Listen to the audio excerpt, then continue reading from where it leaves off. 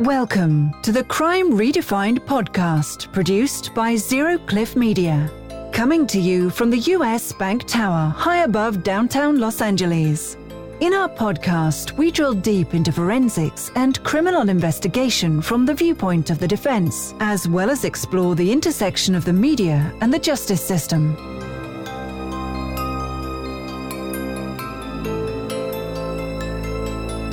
I'm Dion Mitchell here with Mehul Anjaria. In today's podcast, we're going to discuss a few cases in the news that are really in the sweet spot for Crime Redefined. That's the R.Kelly and Jussie Smollett case. Yeah. You know, when we first started this whole adventure with the Crime Redefined, I don't think we, in our wildest imagination, could have, picked two more cases that really hit to the center of what we're trying to do. Yeah, absolutely. I mean, crime and the media. And of course, I'm going to put the defense pitch on it as well. And really, you could talk about politics in this also. It just so happened that last week I happened to be in Chicago when both of these cases were blowing up in the media. And as a matter of fact, I was actually staying in the Streeterville section of downtown Chicago, which is right where Jussie Smollett lives. And it was kind of funny because I was very curious to go see the crime scene or farce scene. And when I was there, I was busy and I wasn't able to find the address. But I looked it up later, and sure enough, I was 2 blocks away from it. And ironically, the Jussie Smollett scene is just a few blocks away from Trump Tower in Chicago, which is where R.Kelly stays. The irony of all of this is unbelievable. And also that I knew your investigative skills as a DNA expert and scientist would kick in, and that you'd be out there on the streets exploring everything. I was looking to do my own investigation. Look at that. Crime Redefined on the streets for you in Chicago. So that's good stuff. I mean, you mentioned politics, but there's also the politics of the entertainment, the politics of the studio, the production company, and the talent, and the politics of what takes place on a set, which is a mini corporation in itself and a giant family at the same time. So there's a lot of dynamics to especially the Smollett case. Yeah, and it's kind of interesting if you just read how the studio, how their statements would evolve. This case moves so quickly, but the studio first is like, hey, the guy's integral to Empire, he's not going anywhere. Then it became tepid, and then it was the dreaded, we're weighing our options, and all this within 3 days. Well, I'd like to be a fly on the wall. I'd like to be a fly on the wall for a lot of these conversations, but I think the two ones that I would be great to be in the room was the tipping point when the Chicago police in the Smollett case knew that this isn't what it appeared to be, and that he was most likely allegedly lying. And then the other conversation would have been the studio heads, the executive producer for Empire, and the PR department, because of course you're going to defend him, but they probably already had been in contact with the Chicago police and knew that something was up. So how do you try to get out from underneath this rock at the same time not look like you're abandoning one of your stars? No doubt. Now, I don't want to do a complete turn here, but I got to tell you, I am almost done watching Surviving R.Kelly on Lifetime. Do you want to start with that then? I think so. And, when that came out, I think, just a few weeks ago, I was interested, but it wasn't must-see TV for me. But as soon as R.Kelly was arrested, I was all over it. So I think I've watched everything except for part of the last episode. So if you don't mind, why don't we start there? That sounds good. And I guess from, not, as outside looking in, not working in the justice system, have nowhere near the experience that you do. What I want to know is what makes today's case different than the 2008 case where they actually had videotape? I mean, what's it going to take to get a conviction in this one versus the first one? Well, I guess let's just do a little bit of a autopsy on the 2008 trial and just kind of look at what happened there. And, the first thing is that there was a 6-year delay between the time that R. Kelly was arrested and the time that this went to trial. And in many cases, this will favor the defense. Why? Well, witnesses' memories fade, their desire to cooperate wanes. It just becomes much harder to try a case.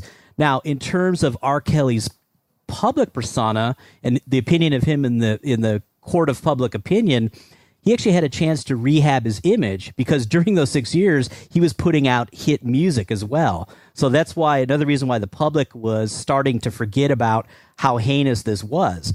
But in terms I did. I mean, it's like, it's like when this case popped back up, it was almost like it was the first time because it seemed like they'd wrapped his arms around him again and he was accepted in. He was showing to awards show. Producers were working with him again. I mean, it's crazy in 6 years how quickly he was able to rehabilitate his persona. Well, and you can't help but wonder if it takes a case with video evidence, 6 years to go to court, you start thinking they must have some problems with this case. I mean, right. I had one out on the East Coast recently where it took something like 8 years to go to trial, and there was a DNA supposed hit and match. So you start wondering, well, why did it take so long to go? If they knew who it was, they arrested him. We start poking around in it, and sure enough, there were some problems, and the guy it was actually a not guilty. Wow. So coming back to R. Kelly, okay, I mean, yeah, you had the videotape, but what were the problems? Well, the girl or woman in the videotape actually denied it was her. And although there were relatives testifying at trial who identified her, not all of them did, and some of them didn't even say, that it was her. And you did not have a victim testifying. So the state's attorney did not call the victim or the parents.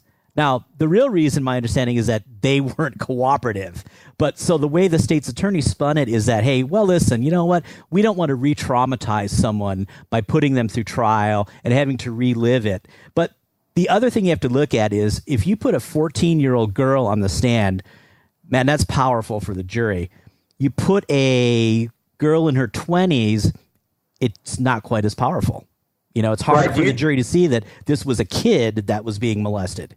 Right. Do you think that there was, because of the parents being reluctant, and especially kind of thinking about the case that he just was bonded out on, do you think that there was an exchange of money? Who knows? Because in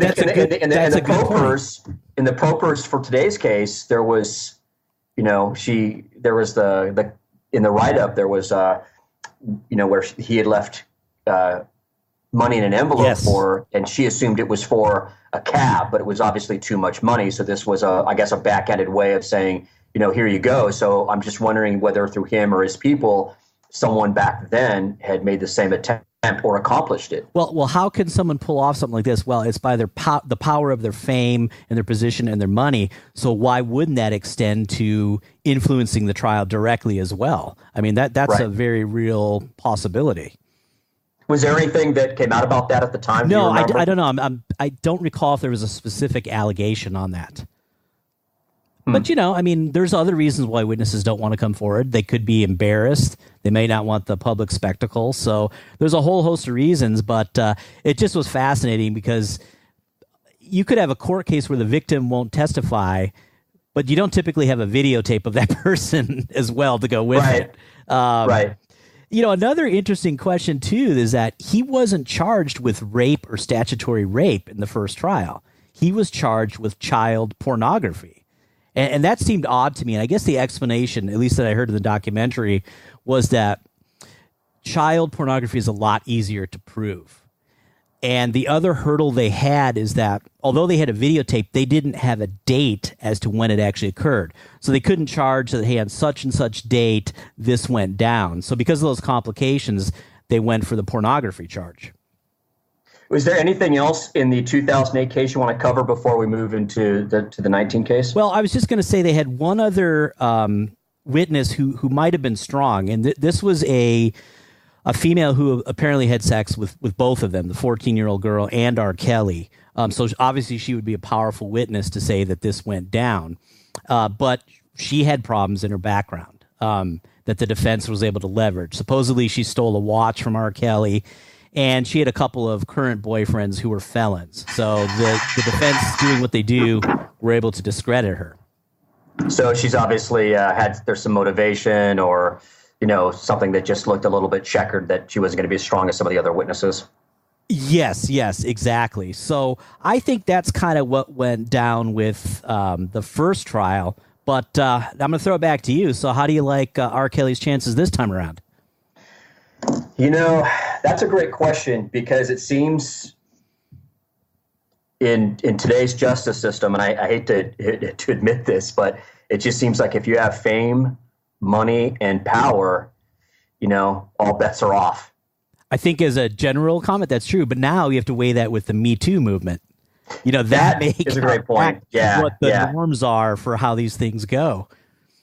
Yeah, I think, in fact, I was thinking about that yesterday, that that may be the only thing that really does them in on this one, is that there's the momentum, the groundswell out there to, I don't know, kind of stone just about anybody that comes anywhere near this movement. So he may not have as friendly as an audience as he did on, in the 2008 case. More importantly, I think that the motivation for the prosecutors and police department and detectives in Chicago is a completely different. I think that's an interesting political angle here, is I think that they're tired of being the doormat and kind of, the brunt of all these jokes about, corruption and crime and all that. So I think that they're out to prove a point as well and get some high profile convictions. What do you think about that? Yeah, that may well be true. And, you say, well, okay, in the first trial you had videotape. Well, what do you want? DNA? Well, now we have DNA in this trial as well. So then you start wondering, in the first trial, there's such a thing called a CSI effect. And it's a bit of a dated term, I would say, but basically when the CSI TV show came out, forensics was more in the public view, and potential jurors were looking at all these techniques and wondering why they're not used on every case. So in R. Kelly, you had videotape, but then you wonder, was there a question, hey, could this be a doctored videotape? There was some discussion about a mole on R. Kelly's back, and was that real, or was that just noise in the video? And it may be that the appetite of the jurors for scientific evidence is so strong that they do want DNA in addition to the videotape, particularly if you don't have strong witnesses to go with it. So I wonder if that CSI effect is in effect here as well. So now we really have three things against R. Kelly. We've got, Avenatti seems to have a new videotape every other day. What do you think? What do you think about that? I mean, how does he get these? How does he get these, and how is he always able to inject himself into the most high-profile cases from Newport Beach, California? Yeah, right. I know. It's like he fizzled there for a while, I think, with the Stormy Daniels, and then he had his own, the domestic violence allegation. He was quiet for a while. He went from possibly running for president to being quiet. Now, all of a sudden, these tapes are dropping in his hands, and one seems more powerful than the next. So, he's always in it. What's that line? If you want to stop me, you better kill me. That's about it. Oh man, that guy, he finds a way. I'll be curious if he actually produces the goods this time. Yeah. And why anybody would reach out to him for representation in the first place is beyond me. So, in the now there's a lot of paperwork online, so you can actually pull the indictment and the bond proffer. So the indictment, there's 10 charges, sex-related crimes. Basically, that's 4 victims, but there's multiple sex acts being charged on some of the victims. And I understand there's some more victims coming forward as well. So I don't know how that indictment might grow. And then the other document that you can find pretty easily online is the bond proffer. So the idea is there has to be a hearing as to whether or not a defendant is going to get bond or bail. And rather than calling a bunch of witnesses and making a big production out of it, each side can submit what's called a proffer, which is basically a document and saying, hey, if I were to call witnesses, this is the type of testimony I would elicit. And then the judge can decide what the bond would be. So if you look at that bond proffer, it's a nice summary.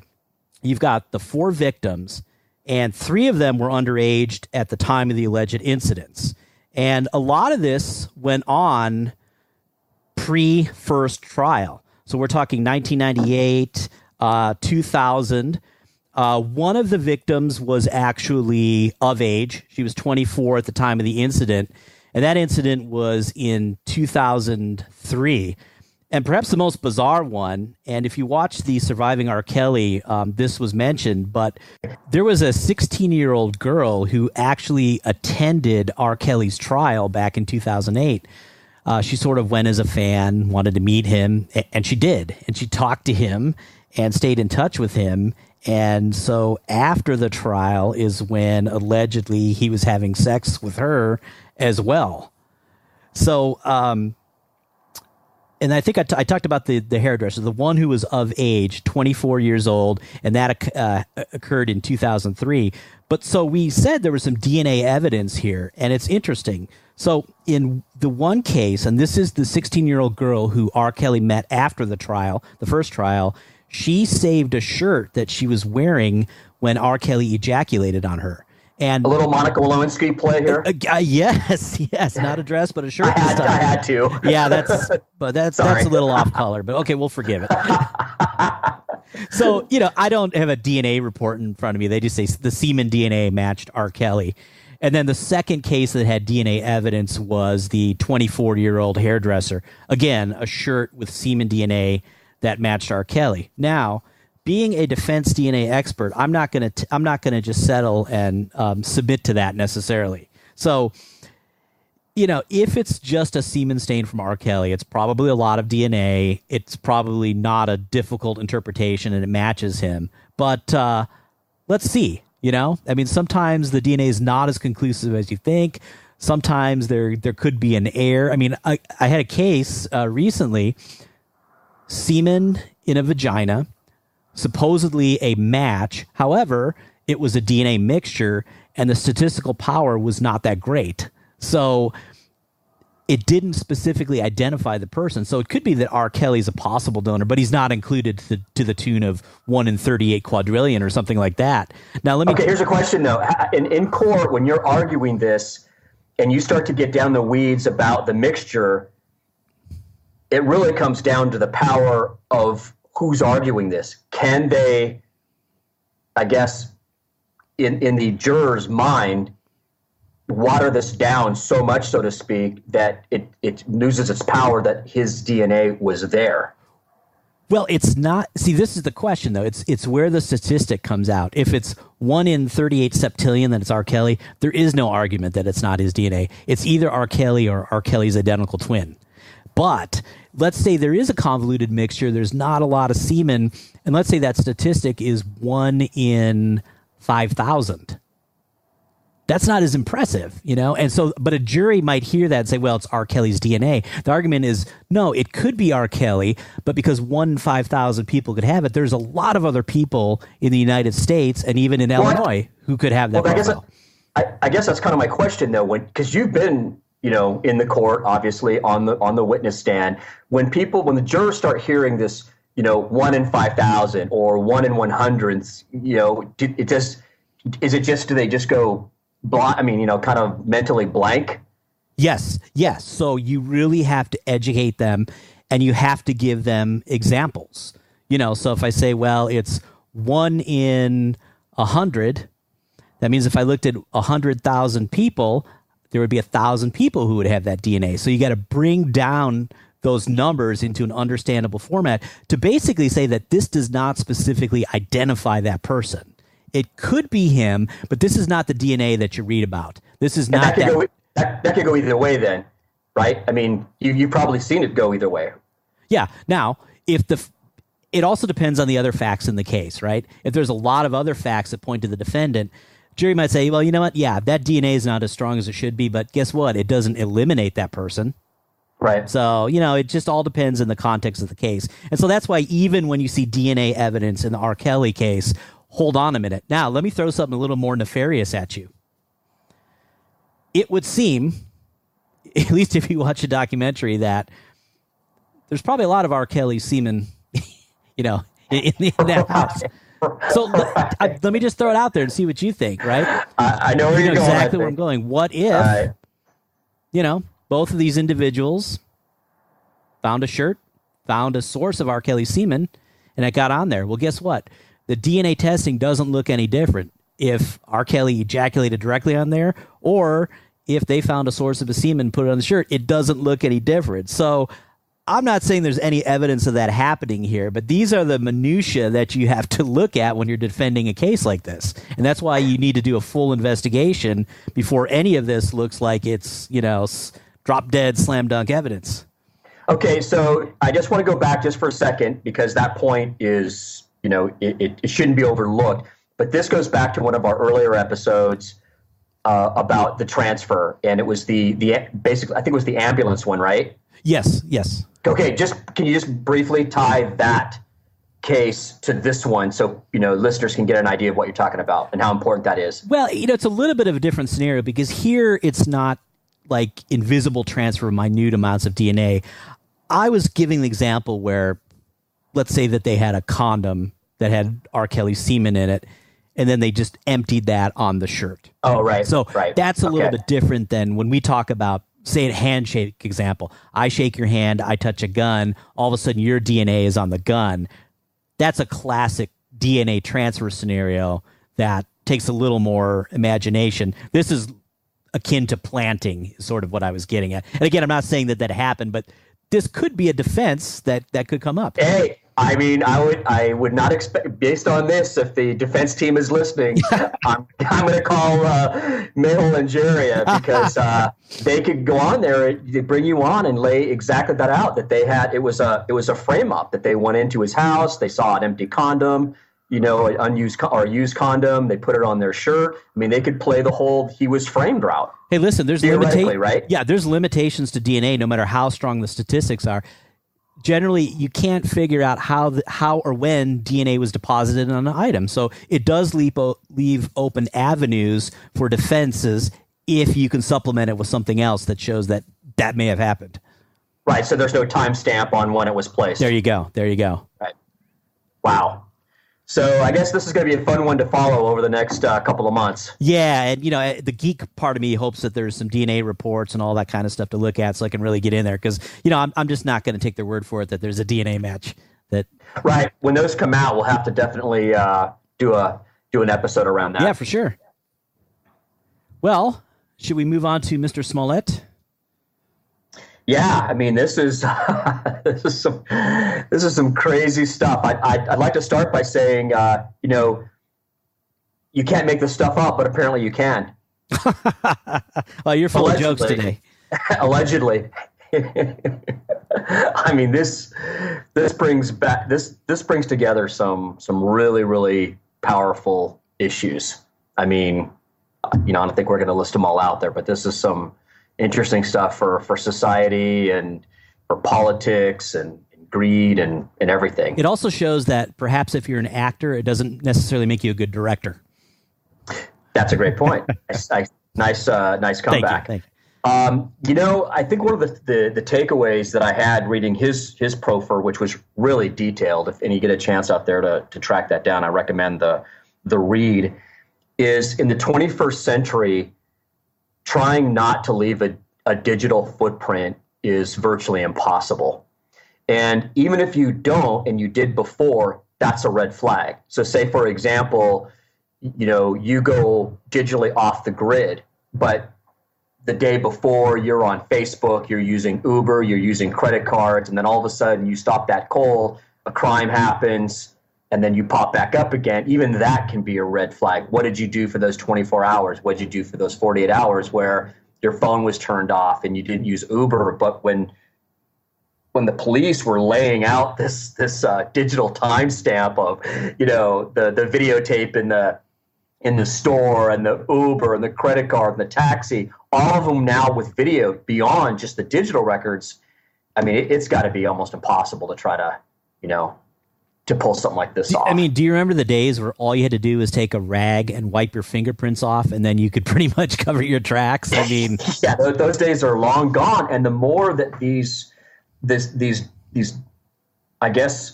digital uses that are more built in to our lifestyle, the more it becomes you're used to it, and you don't think about, hey, I need to stop doing that if you're going to try to pull off a crime. Yeah, exactly. There becomes too many things to think about if you're trying to commit the perfect crime. Yeah, and obviously, I mean, if I was the brothers and someone came up to me and in the story, I know it's a star, but just run away as fast as you can. This is not going to end up well. Yeah, and I was kind of thinking, the allegations that they were paid $3,500, and well, that seems kind of low to take on that kind of risk. Yeah, that is definitely the risk and reward factor there is not great. I mean, $3,500 and I could be looking at a couple of years in prison. Yeah. Some politics, of course, in this case as well. It's interesting that the state's attorney, Kim Foxx, actually had to recuse herself from the case.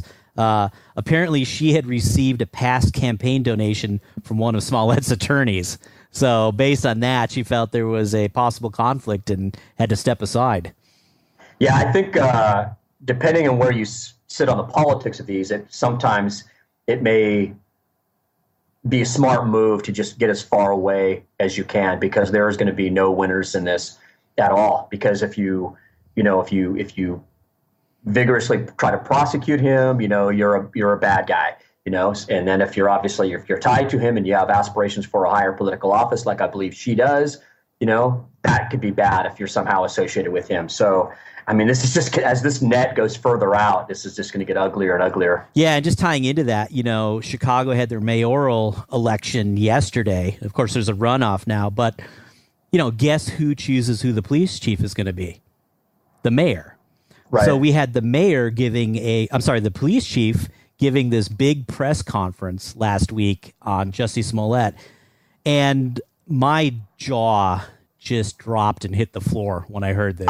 I was thinking about you, and I was thinking, wow, this is the definition of tried in the court of public opinion.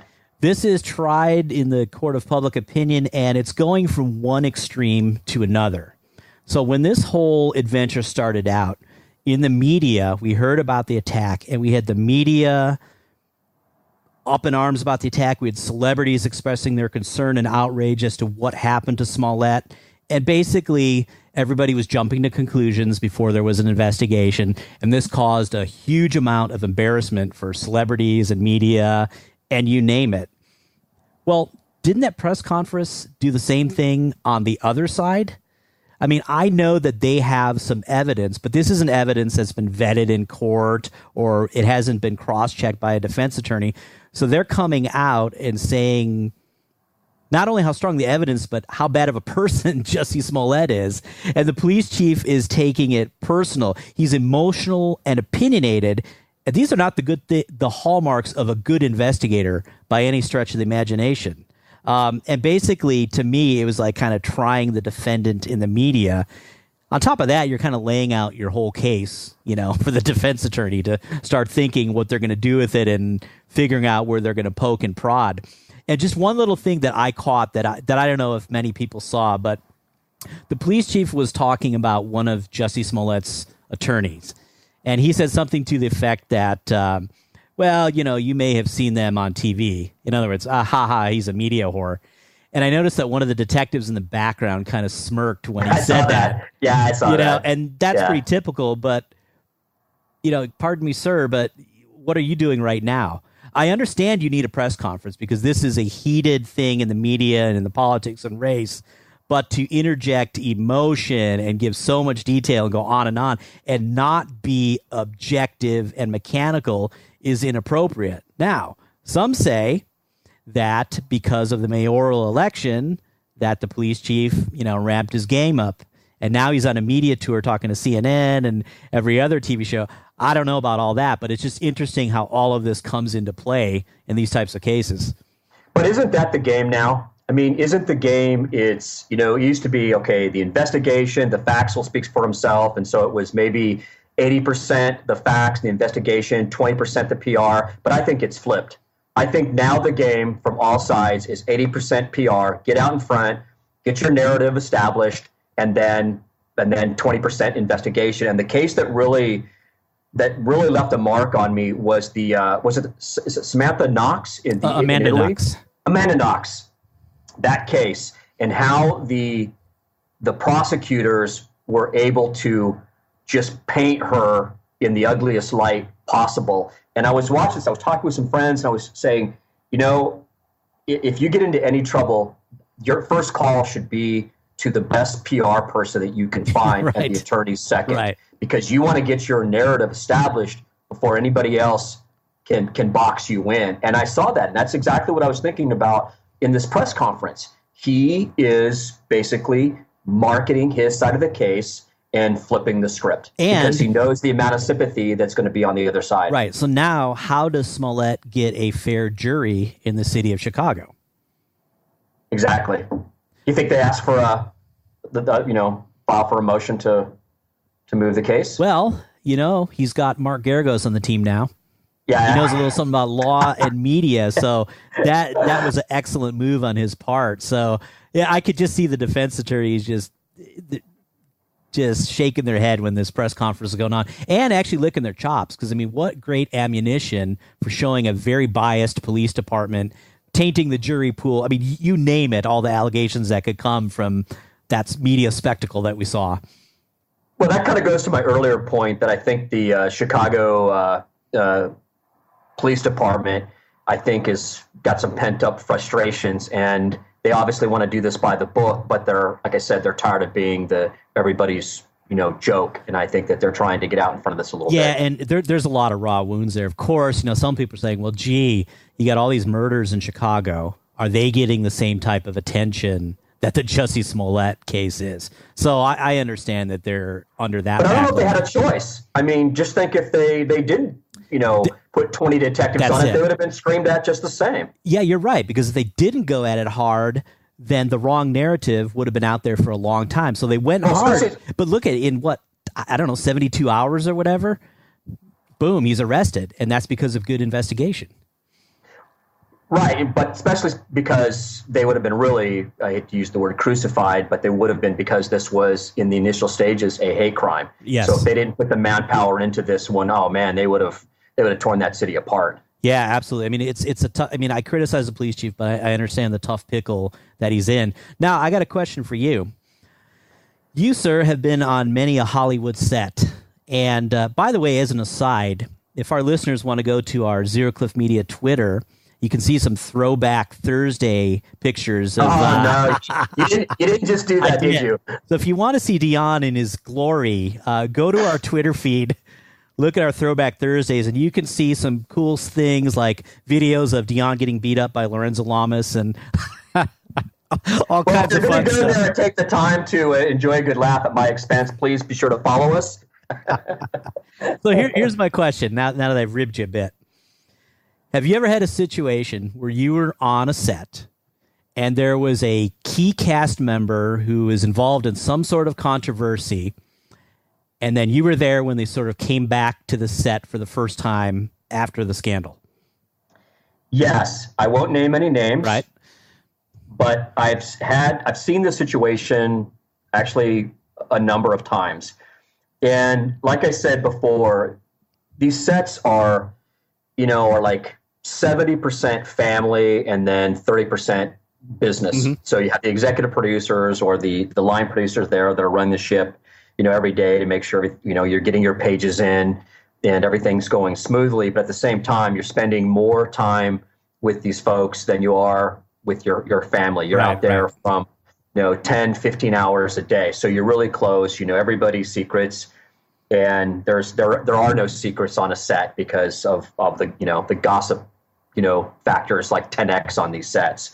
And there was a situation where one of the stars got a DUI. And he was, let's just say he was detained for a couple of days. So you have the set just literally sitting on their hands, and the executive producers and producers just going crazy because they're paying, couple $100,000 a day for a crew to sit there. Let me ask you this, and of course I know you can't give some details, but if it's just a DUI, typically people aren't detained a couple of days. Was there something more serious along with it? Yes. Accident or?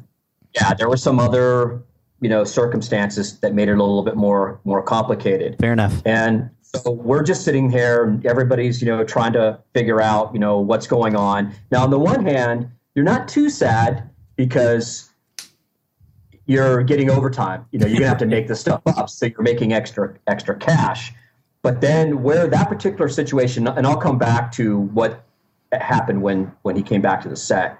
But what happens is when it comes time for a season 2 or a season 3, these types of situations come back into play. And I personally think that the show wasn't renewed because of these types of situations that happened with the star. Let's just say it this way. It didn't help. Sure.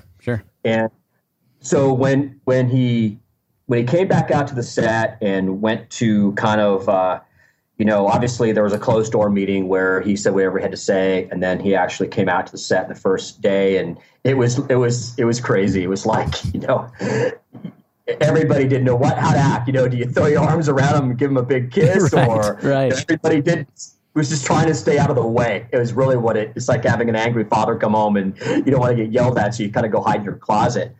And so he comes back in, and he actually broke the ice and said, "Hey, listen, I just want to apologize." And I mean, there was actually some tears, and I have to say, it was a pretty emotional situation. And I had never, to that point, had really seen anything like that. Here's this guy making, 30 in those days anyway, $40,000 a week. He's a well-known star, and then to come in and just kind of lay it on the carpet right like that was pretty crazy to watch. And it's something where it's really uncomfortable, and you feel, you kind of have some compassion. So I would not want to have been in that room when he came back, because it's tough to watch. Well, what struck me is that Smollett, he bails out of jail. He goes to a court hearing, and he goes immediately to the set, supposedly to film that day. I'm like, in what kind of condition would this guy be to work? I was running that through my head, and I was like going, I just was shocked. I'm like, the last thing I would do would be able to go back and try to, perform. Right. At a high level would be impossible, because first of all, what are all your castmates thinking? When they're looking at you, trying to, 1 minute they were in your corner and backing you up and how terrible this is, and then the next minute, it's allegedly you lied about all this. Yeah, I mean, can they hide their disdain on camera? How good is the acting? Exactly. I don't know. I mean, on the one hand, I tip my hat to him. I mean, there's only a handful of people I think that could come in and pull that off. Right. All right, I think we did about as much as we could with Mr. Kelly and Mr. Smollett. However, both of these are going to be going on for quite a while, and I'm sure we'll circle back in the podcast and hit it when there's some more information out. Absolutely. I think as I guess you could probably, this is probably a better comment to come from you, but maybe is it the 50% rule? Just whatever you hear from both sides, cut it in half by 50%, and that's probably closer to the truth. Oh, that's a good question. I hadn't worked out the exact percentage, but I'll go with that. That sounds about right. I mean, there was just going to be a ton of spin for both these cases, and whatever the first salvos are, I think wait till you get to the fifth or sixth one before you get closer to what's really going on and what the truth is. Yeah, absolutely. Well said. All right. Well, that was fun. Yeah, I enjoyed it, and I can't wait to follow up with this. And we'll try to, every once in a while, try to jump in when there's a hot case, and if it's right in our wheelhouse again with crime and entertainment, we are going to plan to weigh in. Excellent. All right. Thanks, Mehul.